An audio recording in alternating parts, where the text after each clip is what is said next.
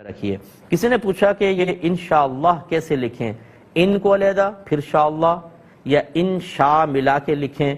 اور کسی نے کہا کہ جی سنا ہے کہ انشاءاللہ اگر لکھیں ملا کر تو یہ صحیح نہیں ہوتا، بلکہ اس کا مطلب ایسا ہو جاتا ہے کہ اللہ کو پیدا کیا، تو کیا حکم شرع ہوگا؟ دیکھیں جو عربی اسلوب ہے یہ لکھنے کا، یہ ان علیحدہ ہوگا اور شاء یہ فعل علیحدہ ہے، اور اس میں جلالت اس کا فاعل ہے، انشاءاللہ، اگر چاہا اللہ تعالیٰ نے، تو اسی طریقے سے ہمیں لکھنا چاہیے۔ لیکن یہ کہنا کہ اگر آپ نے ملا کے انشاء لکھا تو یقیناً یہ مصدر بنے گا، اس کا مطلب ہوتا ہے پیدا کرنا۔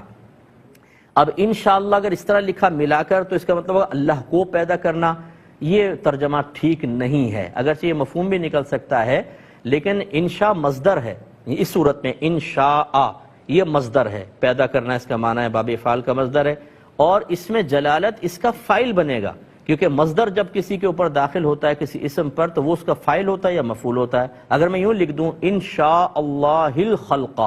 اس کا معنی ہوگا اللہ کا مخلوق کو پیدا کرنا، تو اللہ تعالیٰ تو فاعل بن رہا ہے، مفعول کوئی بن رہا ہے کہ اللہ کو پیدا کرنا لازم آئے گا، تو یہاں سے یہ ترجمہ نکال لینا کہ انشاء اگر ملا کر لکھا تو اس کا معنی ہو جائے گا اللہ کو پیدا کرنا، اور یہ تو بہت غلط مفہوم ہو جائے گا۔ تو یہ وہی کہے گا کہ جس نے گرامر نہیں پڑھی ہوگی، جس کو نحو کے اصول صحیح طریقے سے سمجھ میں نہیں آئے، وہی ایسے دعوے کرے گا۔ اور عمومی طور پر مطلب معروف ہونے والے بہت سے لوگ ایسے ہوتے ہیں جو گرامر سے ناواقف ہوتے ہیں، وہ ایک مخصوص فیلڈ میں کام کرنے کے ماہر ہوتے ہیں، لیکن ہر فیلڈ کے اندر ٹانگ اڑانا وہ اپنی ذمہ داری سمجھتے ہیں، اور اس سے عوام الناس میں خرابیاں پیدا ہوتی ہیں۔